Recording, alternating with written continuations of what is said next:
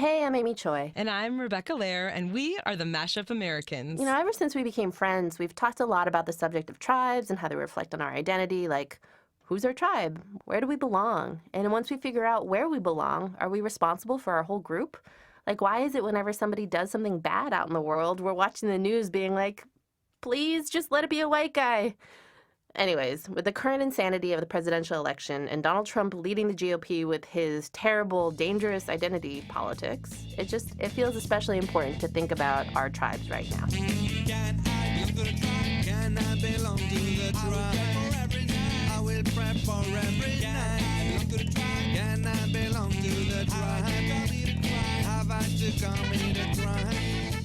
Rebecca, I want to share something personal today. Okay. Right now, in this moment, being Korean or somehow attached to Koreanness is deeply hip. Like, who doesn't want to talk about how they made their own kimchi this weekend, or picked up Dookie Hong's new cookbook, or did karaoke in K-Town after eating super authentic galbi, or whatever it is. Tried these new face masks. And when this kind of stuff happens, I feel, this is embarrassing to say, but this really tangible sense of relief. Because for me, these moments signify a sense of acceptance, an acknowledgement by the wider American community that I belong here. I mean, we can talk about how kind of sick and sad that is. Like, I think a different person might feel annoyance at how mainstream American culture is discovering Koreanness. And every once in a while, I definitely feel that too. Like, I've sat at Korean restaurants where a white person has taken over the conversation to explain to other people at the table what banchan is and how to order their meal. And I sit silently, like, screaming on the inside. But if I am deeply honest with myself, I still get that schoolgirl feeling of, like, wow, they like me. They like all my stuff. But, I think it points to how tenuous I feel like my relationship to greater American society is. That my status as a desirable American is somehow secured by the popularity of a celebrity chef. And that's the thing about having a moment, is that the moment ends. And then what lies beneath is this continual fear that something you or somebody who belongs to you can oust you from the place you're trying so hard to make home. It's been 9 years since the Virginia Tech shootings. In April 2007, Sung-Hee Cho, a Korean kid who had been mostly raised in the U.S., he killed 32 people at Virginia Polytechnic Institute, and he injured 17 others before he killed himself. He was a senior there at the time, and it remains the deadliest mass shooting in American history, one of the worst in the world. And I don't think it's ever far from the mind of Korean Americans.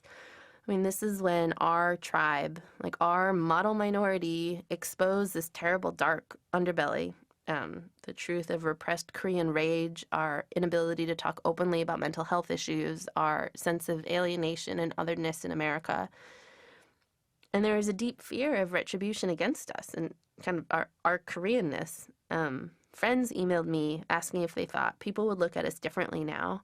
Another said to me, maybe everything would be okay because the media was calling him Asian American, not Korean American. I mean, it sounds crazy, and talking about it in hindsight, it seems ridiculous. But, I mean, it wasn't just my circle of friends. Koreans globally were apologizing and afraid. The South Korean ambassador to the U.S. Pledged to fast for 32 days, 1 day for each victim, in a show of sorrow. The president of South Korea sent his condolences to the U.S. many times. Ordinary Korean citizens were quoted as saying that, we don't want Americans to think that all Koreans are this way. I mean, the sense of collective shame was overwhelming. And aside from the pure tragedy of the massacre, I think the most terrifying and terrible part of the shootings, in the Korean American community at least, was our recognition of ourselves in him.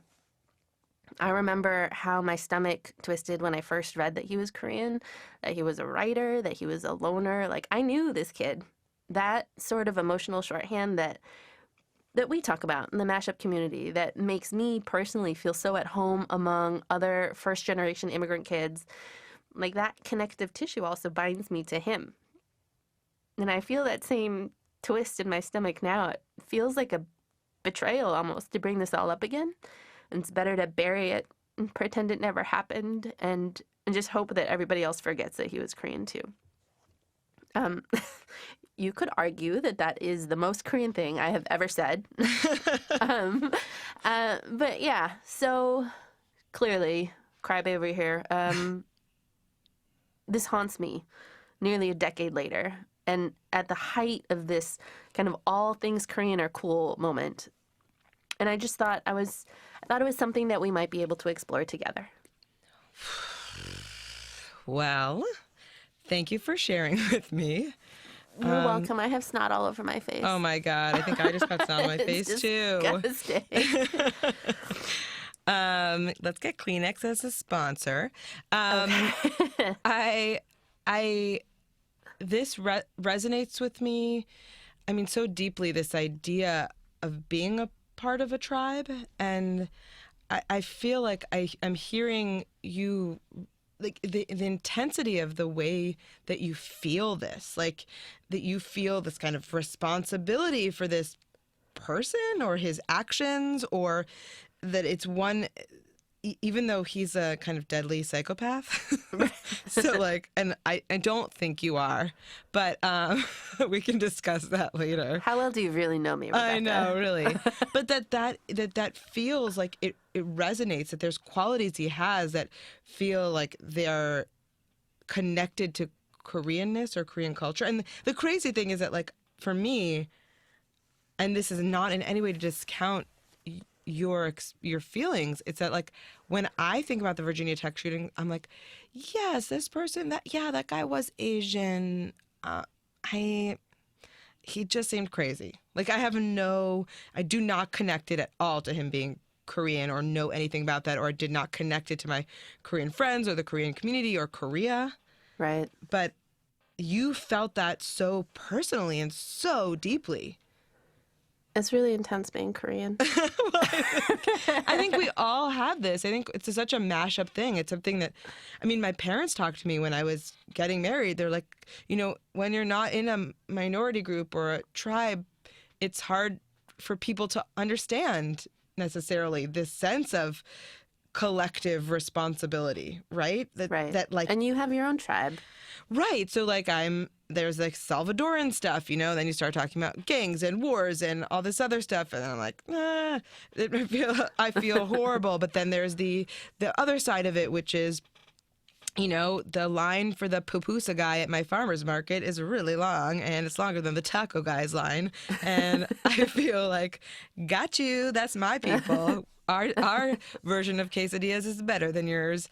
But well, pupusas are also delicious. They're the world's best. Yes. But and as a Jew, which is a different kind of tribe, like maybe the word tribe comes from Jews. I don't even know. It's like how we define ourselves. The tribe, it has a different weight in the world in many ways. I mean, being persecuted as a tribe, and again, like, there's this sort of assimilation thing. Then this is everybody's fear, right? Well, you're never really safe because you're still other.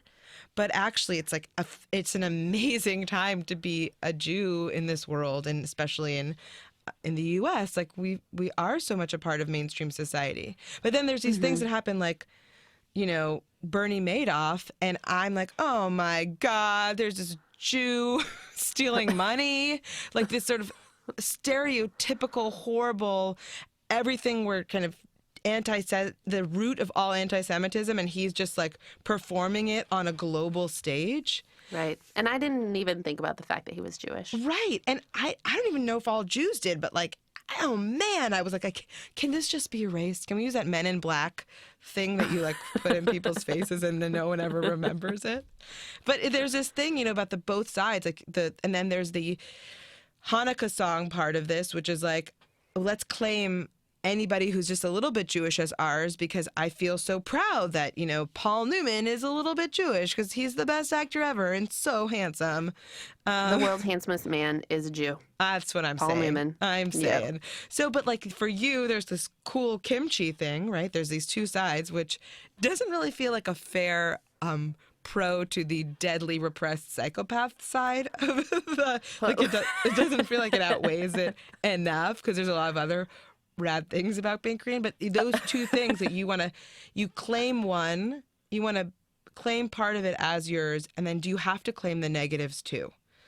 Right. Yeah, so I feel you. Maybe that's in summary, Yes. I feel you, and I think a lot of our mashups do too. Thank you for that. I appreciate the understanding, and I feel very at home here. I'm with my people. So all of my people, you are my tribe, people. So we're doing something special today. We're going to have 3 conversations with people to explore how, as mashups, people who are deeply rooted in our cultures and feel a really deep sense of belonging to multiple tribes, including our American tribe, what kind of responsibility we have to our different groups, or if we have any. Right. So first we're going to go talk to Taz Ahmed. She hosts the monthly podcast Good Muslim, Bad Muslim. She's a woman. She's South Asian. She's a Muslim. She's a Californian. She's an American. And she's this combination of identities and tribes and deals with a lot of questions around that.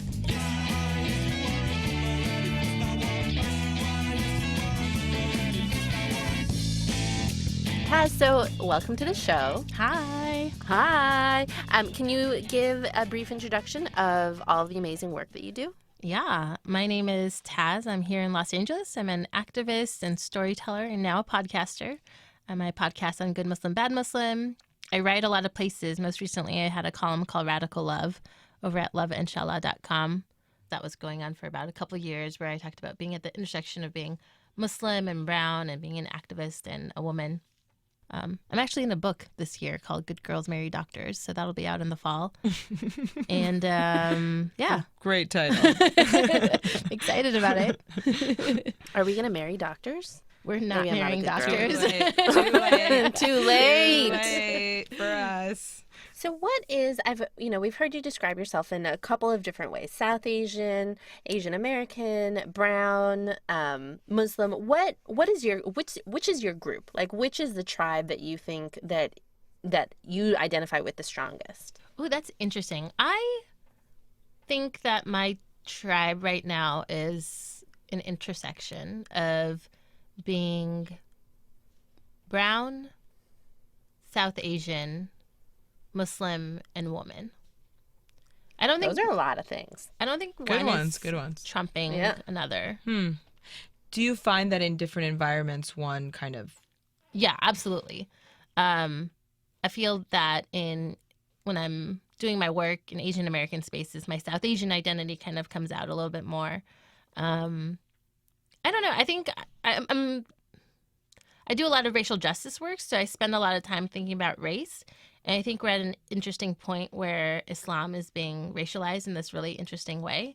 So even my Muslim identity, I don't know if I identify with Islam as much spiritually as I do politically. And I think that's also kind of, I don't know, but I think because of the state of the nation right now, that I'm constantly thinking about the politics and the political identity of what it needs to be at this intersection. So that's kind of why I'm thinking a lot around that. Yeah, totally. There's no room when Trump is talking about how Muslims are supposed to be kicked out of this country, or when people are making disparaging remarks about the Muslim community. I feel like the idea that we have space to be spiritual about our Islam is really taken away from us, because we're constantly trying to fight back and have a voice. Well, I think that's also something too that, I think in a lot of people's head, Muslim means Arab. Yeah. And, no, there's so many different things that a person can be.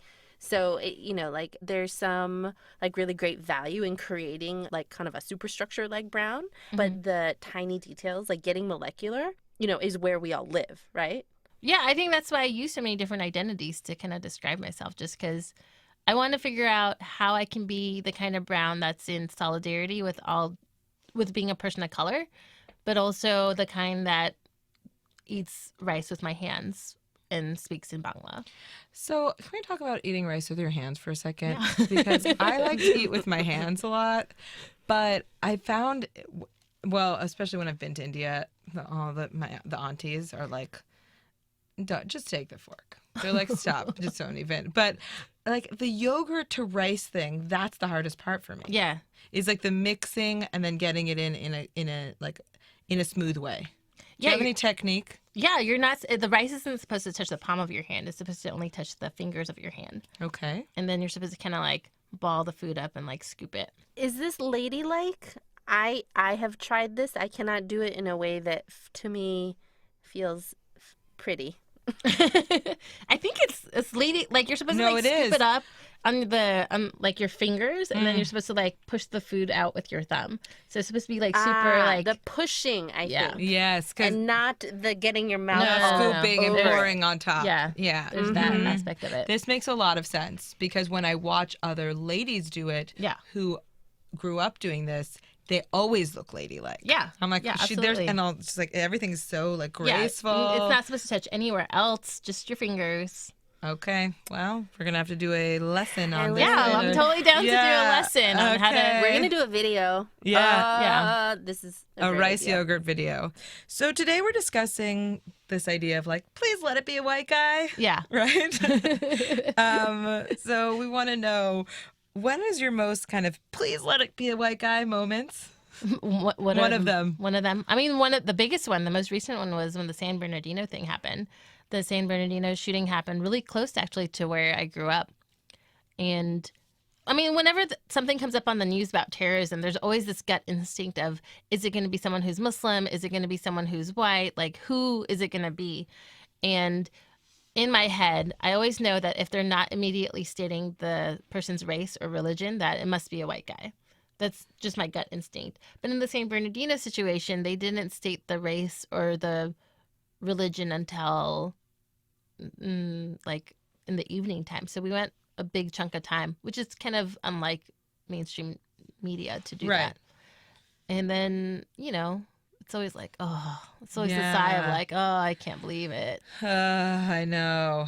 Even I felt that. Yeah. And I'm not a Muslim at all. Yeah. Just in my genetics test, I'm like basically just an Ashkenazi Jew, Central Europe.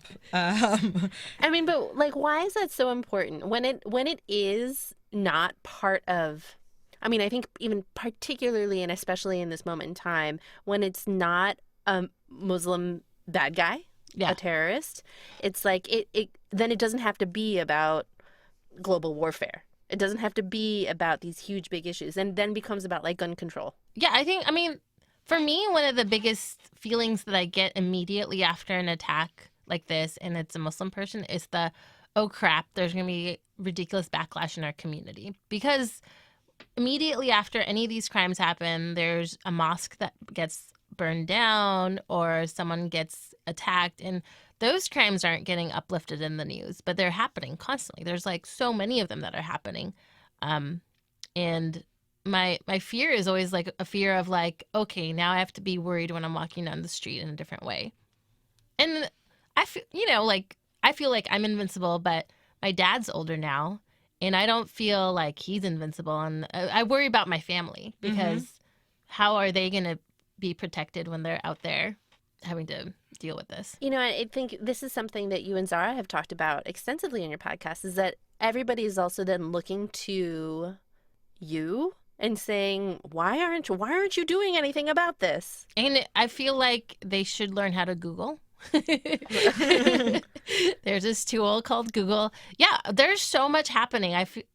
There are Muslim civil rights organizations out there that are constantly putting out apologies, or they're constantly saying we, condemn these acts. But there are just, there are people on the streets who aren't reading those things, and then they see a brown person or see someone in hijab and say, why aren't you condemning these acts? And it's just ridiculous that each Muslim person has to carry that weight. Do you ever feel a pang of guilt, or like, do you feel like all these terrible people belong to you? No. I don't feel like these terrible people belong to me at all. I feel like, right now all the hate is being perpetuated by a group called the Islamic State, which is really stupid because there's nothing Islamic about them. Right. They're taking this name and they're intentionally trying to cause all this commotion to have what's happening in the U.S., to have non-Muslims attack Muslims so that Muslims can go and fight for their cause. It's part of their strategy. And But, there's in other ways that tribalism can be so awesome, right? And you're like so excited and proud.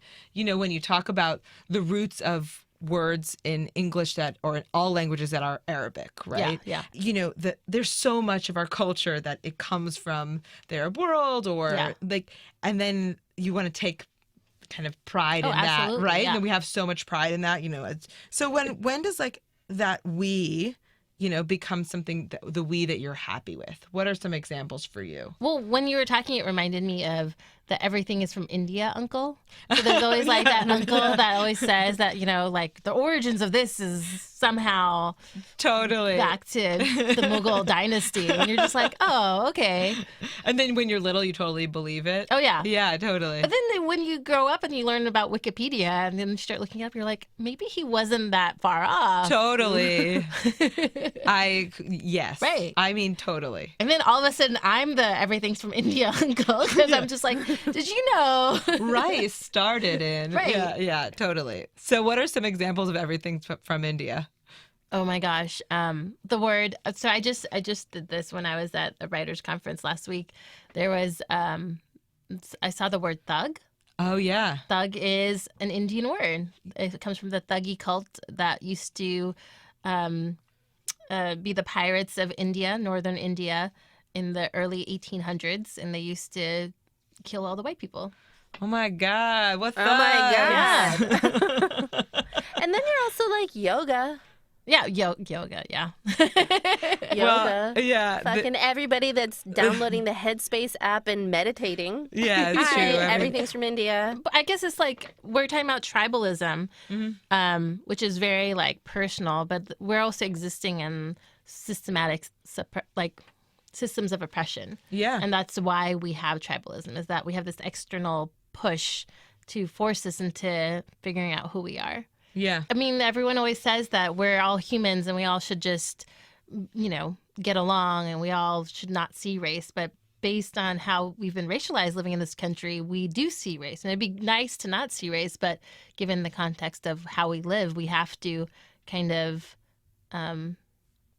figure out our tribes to survive. It's a survival mechanism. Well, I think there's also that part, too, where, it's particularly in an immigrant community, I know that my family relied very heavily on the other Koreans that they knew that immigrated at the same time. And so you develop this kind of deep, in some ways, us against them mentality. Yeah. Or, particularly of Koreans of the generation that immigrated here in the 70s, they were all people that grew up after the war.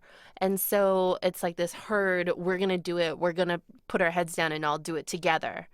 And so you have this deep tie and bond to the community, and then when somebody in it does something that you don't agree with or that you're ashamed of for one reason or another, it feels it's gutting.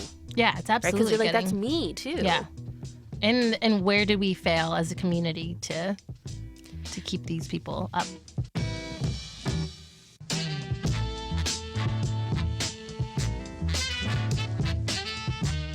Taz Ahmed is the co-host of Good Muslim, Bad Muslim, which you can find on iTunes or wherever you listen to podcasts, or you can find her on Twitter at TazzyStar. Okay, guys. Next on our tribal guilt responsibility journey, we're going to talk to Phil Yu, the angry Asian man, who's not actually that angry about being, a professional Asian. My tribe is, Asian American, definitely. I think professionally speaking, I've worn that one on my sleeve, so definitely Asian American. And then drilled down a little further is Korean American. I've described myself as a professional angry Asian man, and I've learned to accept that. Well, so how is that even possible? Can you tell us, what role does angry Asian man play in the community? How is there space in the world to be a professional Asian? I mean, that sounds kind of crazy, right? It's funny because when I started out, I didn't set out to do any of that stuff. It was just a guy on the internet writing, and then the next day writing some more, and then doing it again and talking about, talking about things like Asian American identity and community and things I was seeing in the media and wanting just a place to expand upon that from an Asian American perspective. And I think that kind of caught on. And so what I would think is, if we're talking about tribes, it's like a lot of people who also affiliate with this tribe, I think them coming to the website and hearing what I had to say, because they too relate on that level. I mean, I think that's what it kept it going. And so thus I find myself the professional angry Asian man. Do you have a sense of, with your audience, sort of the age range or like who the demographic is, other than probably Asian? I know that a lot of college students first come across it, a lot. And then now that I'm doing this long enough, like in Asian American Studies classes, professors are assigning it as reading, which blows my mind. You're academically assigned. I'm a part of the text, which is weird. Do you think that there is anything about that moment? You're saying like a lot of people discover you while they're in college, about being in college and finding your tribe or your identity, and what's unique about that? Definitely. I mean, it happened to me, I think, right? Like for college, for a lot of people, it's a great place for you. Look, you're open, you're coming to this school. There's all these different ideas being thrown at you, all these different groups.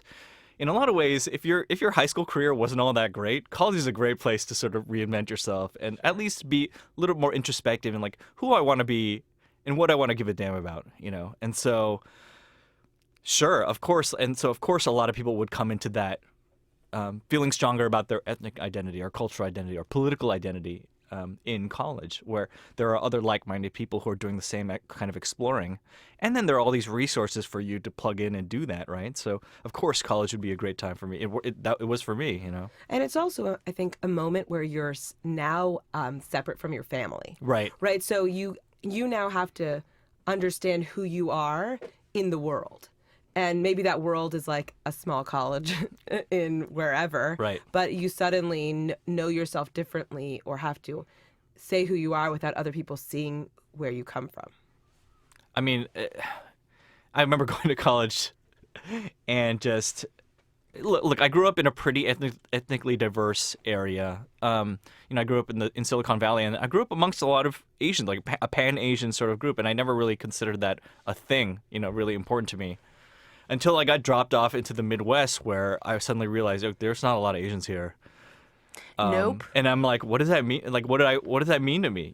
It's sort of in the absence of an Asian American community, I kind of like I realized that's what I was, in a lot of ways. And Right. so I ended up gravitating towards other Asian Americans, and because you can relate on that level, on a level that's unspoken, on a level that's you don't have to explain yourself in a lot of ways. And so.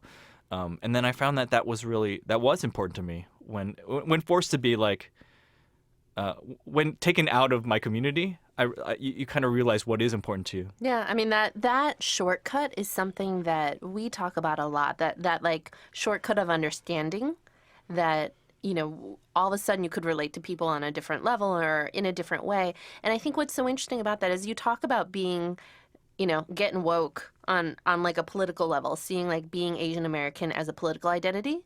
And it's also your personal identity, right? Do you see a difference between the two? I definitely feel like the two, my personal, political, professional identity are really intertwined in ways that I cannot separate anymore. And perhaps that's, I know a lot of people can go and their professional identity is separate from their personal identity. They can go to the job and clock out and everything. Like this is not the case for me, because we're doing this thing. I'm like a professional angry Asian man. It's like that's something I cannot separate, honestly. Right. And I'm okay with that, actually. So, I mean, I think this is really interesting, too, because embracing Asian anger is also something that can seem kind of scary when in recent years, in a lot of the media we see, like Asian anger is also something to be feared, right? Or maybe more accurately, Korean anger or Korean rage. And that's part of what we want to talk about today. Like, Phil, you and I have talked about how terrible and awful and guilty we felt during the Virginia Tech shootings, right? Like, your first reaction was like, fuck, I can't believe it's a Korean guy. Yeah. Like, wish it wasn't him. So can you, like, what was your experience of that time, like, of that day? When the shooter is a person of color, it's a totally different thing when it's just a white guy. Let's face it, and people add a whole lot of things to the motivations of a shooter, or like why did they do this, or like and then the repercussions from that. Like, you know, you can't really anticipate what's going to happen. And so yeah, and then I found out he was Korean, and it, you know, it adds a whole other level to that identity thing, right? And I don't know, like I think I grew up in an era where like there weren't a lot of examples of Koreans in the media, just in general. I mean, I remember freaking out one time. So Different Strokes was like my favorite show growing up when I was a kid, and there was one episode where there was like this random Korean storyline. Really? Where so this Asian man shows up at the Drummond's doorstep, and he says, "You're my dad," right? And it turns out he is when Phil Drummond was a GI serving in the Korean War, he left this Asian like war child, basically, you know, this war baby. Oh, so God. wartime paternity is brought into question, you know. I don't even like the idea of Phil Drummond having sex, so that's another thing. And then you know the episode turns out that like actually his mother just told him that Phil Drummond was his dad because he's actually the child of rape, actually, of another GI, you know. Oh my God. And so and then this is all played for sitcom laughs, right?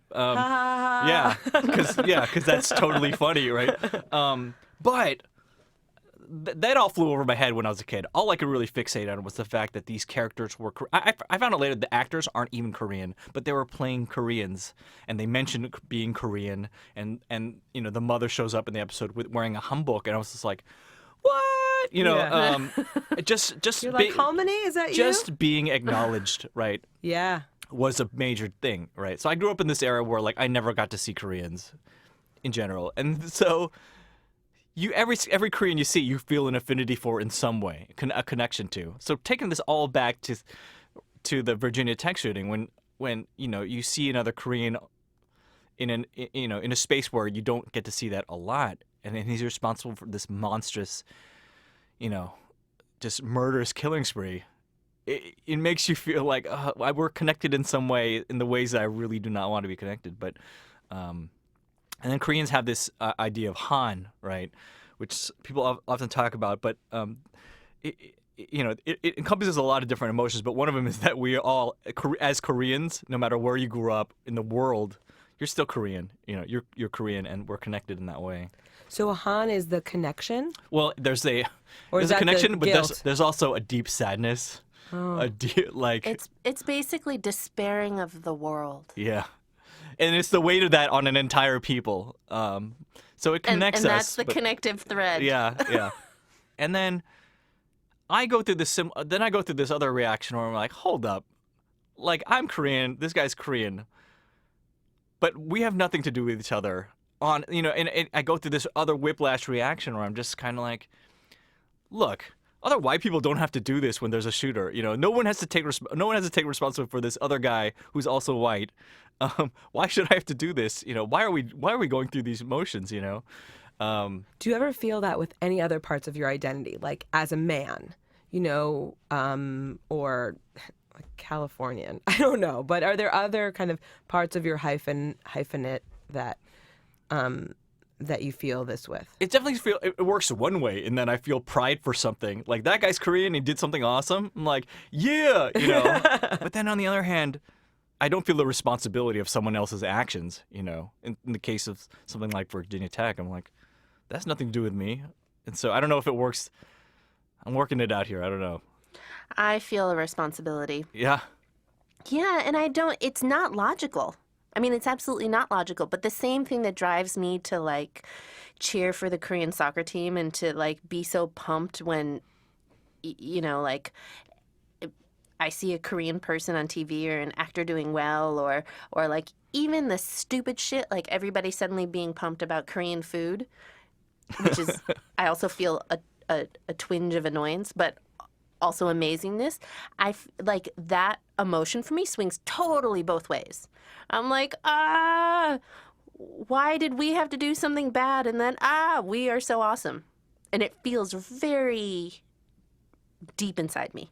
I mean, that's that idea of, like, your tribe transforming too, right? I mean, it's like code switching, but in some ways code switching your whole group identity. It's like sometimes you can be less Asian, sometimes you could be more American. Right. I mean, I right. think with the brilliant thing that what you're doing, Phil, is that you're saying no, Asian American is.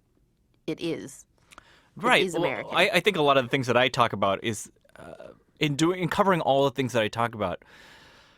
I'm trying to make an overall statement that Asian American isn't any one thing, right? It can be the most awesome, triumphant things that we can celebrate, like the celebration of individuals who are breaking through as Asian Americans in different fields like entertainment, sports, and whatnot. But I think it's also like we have our share of people who are deeply troubled, who will do terrible things.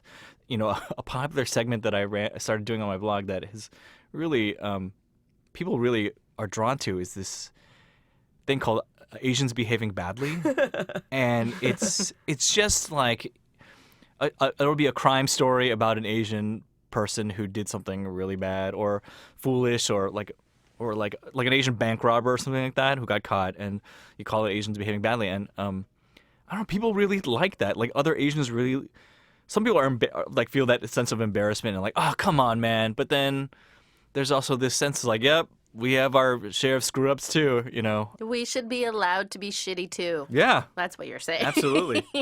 Now the world don't move to the beat of just one drum.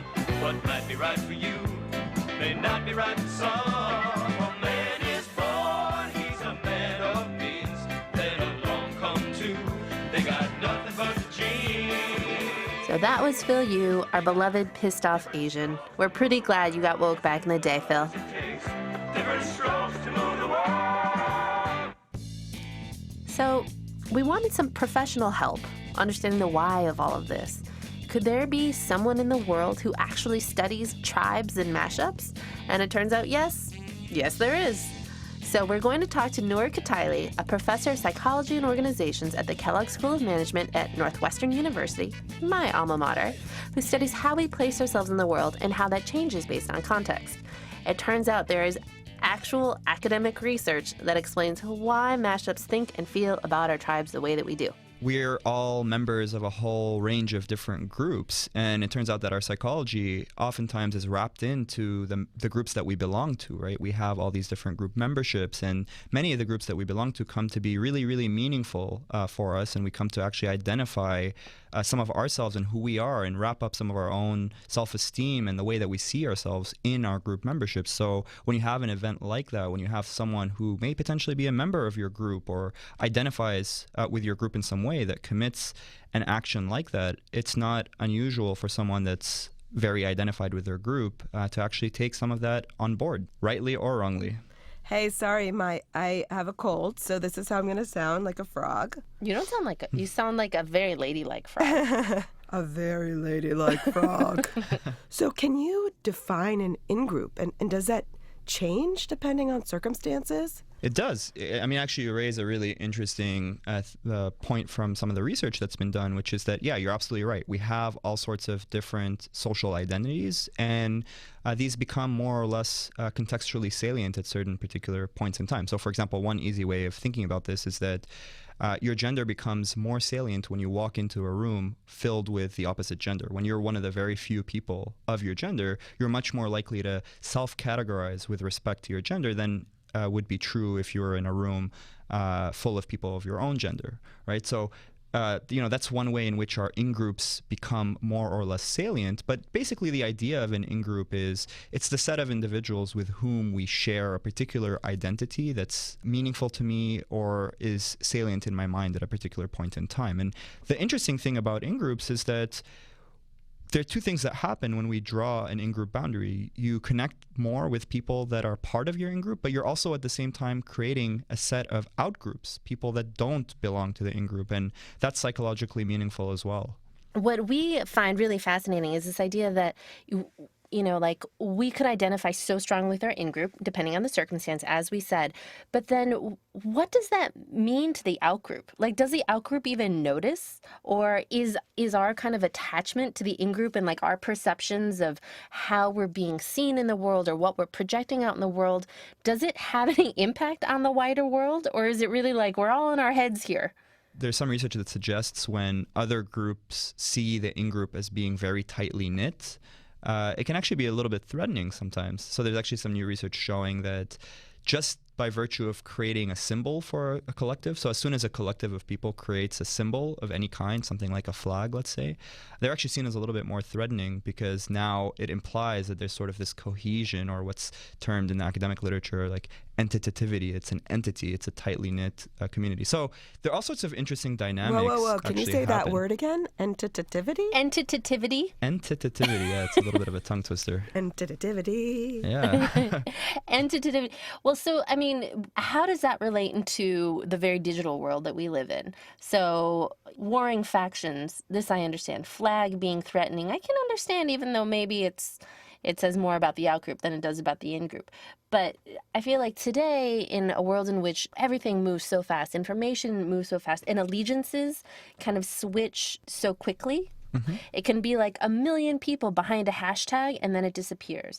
Is that the same thing? Is that like the 2016 equivalent of sewing a flag? It's a good question. I think it highlights the point that, these group memberships that you have vary in how meaningful they are to you, right? Some of them are much more fluid, but some of them are a lot more enduring. So it's true, for example, that, you could have a particular hashtag that a lot of people will endorse and be behind, and then that can change quite quickly. But it's also true that we're living in one of the most polarized times in American history with respect to politics. So it's clear that certain group categorizations like Democrat and Republican seem to be quite enduring, seem to really shape the way that we think, and there tends to be a lot less fluidity between those different group memberships. I think the point that I want to drive home is that a lot depends on how much you invest in your in-group in terms of how you self-identify, but also in terms of the interactions with other group members. So the more types of, we're just talking about symbols, but the more types of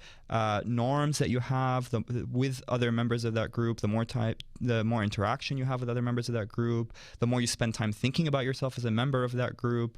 All of those things contribute to creating lasting bonds with group members that you might not have just with a hashtag. So it can happen online, but I think that, there's certainly differences between the types of groups that develop behind a Facebook group or some hashtag versus the ones that are really enduring and shape a big part of our daily experience and our daily life.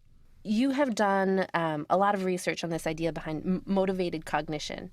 And I think, can you define that for us and how it shapes how we think?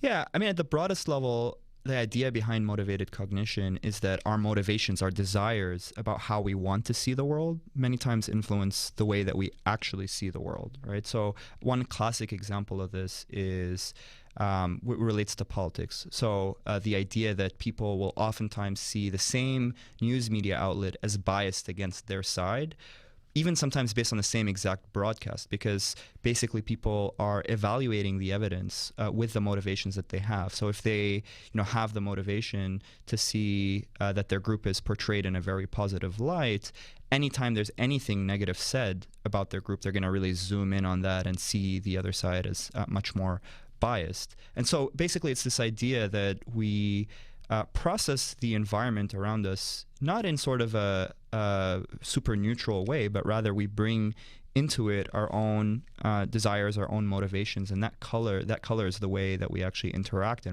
with the world and process information. And how does this reflect on that kind of thinking? How does that reflect on our tribe and on our group? So, Rebecca's favorite thing in the world is the Hanukkah song. I don't know if you're familiar with it, but the Adam Sandler Hanukkah song, where he lists every mark. Ornaments half Jewish, Goldie Hawn's half too. Put them together, what a fine-looking Jew. Everybody's in the tribe in the song, And so we're motivated to see those people. That's exactly right. So you have individuals. What's interesting about what you just said about quarter Jewish or half Jewish, you have these individuals. Sometimes there's someone that's very clearly part of our tribe, but then other times we have people that are sort of ambiguously associated with our tribe. And that's where the motivated cognition can actually come into play. Whether you actually define someone as being a member of your tribe or not, oftentimes is a function of how that individual reflects on your tribe. There's actually some nice research on this that was done in Canada with sprinter Ben Johnson. So Ben Johnson actually was a Canadian sprinter of Jamaican descent, and he actually won the gold medal. I think it was in the 100-meter dash in the 1988 Olympics. And the interesting thing about the study is what it looked at was how Ben Johnson was referred to by Canadian newspapers in the days following when he won the gold medal as compared to in the days following when he was stripped of the gold medal because it turned out that he had been on drugs, on steroids. And what they found was that Canadian newspapers were much more likely to refer to Ben Johnson as a Canadian sprinter when he'd won the gold medal, and much more likely to refer to him as a Jamaican when he was stripped of the gold medal. And the idea there is that basically our motivation to associate ourselves with high-status people and disassociate ourselves from low-status people, or disassociate and associate our groups with high and low-status people, actually influences how we categorize individuals that are at these boundaries. What can we say about a rational or healthy, you're the psychologist, way to process this? Like, when is it appropriate to distance ourselves from our tribes or feel a part of it? And how do we balance that? I don't think there's, unfortunately, a single answer to that question. I think that, every person has to reckon with how much their group matters to them, how they're going to react to and interact with actions by their group that maybe they wouldn't have engaged in themselves, or that might be perceived by others to reflect poorly on them. Some people are going to respond to that by, as I said, distancing themselves from the group, and that might be functional for those individuals. So disidentifying sounds scary to me, because there's something incredibly positive about forming a new identity. I mean, that's what we're about, right? The Mashup Americans. We're here. We always say we're rooted in one place and looking forward to another. We're creating culture as we live it day by day. But there's also something about the idea of disidentifying / becoming American / assimilating, which in some ways is like a very dirty word, or a negative word. And as somebody who needs to bring another relative with me whenever I speak to my grandmother, I can say that the disconnect and the desire goes both ways. It just doesn't, that's just not how our lives turned out, and I think that that's something about this idea of tribes, which is so powerful. And there's so many positive impacts and so many positive associations that there can be. But sometimes the tribes choose us. Yeah. I was born in the U.S. and was raised American. So I don't belong to the same tribe as my grandmother, even though I deeply want to be connected to her. That's a very, I think that's a very trying experience. It's difficult because, that's sort of, as you mentioned, your reality. But at the same time, you can have some of those cultural barriers, this feeling when you're mashed up of perhaps not ever being fully accepted in one particular group membership, I think can be challenging. On the one hand, there's a positive there that you can be at home in many places, but then there's the question of, can you ever really feel fully at home in any? And, that's a trade-off, I think.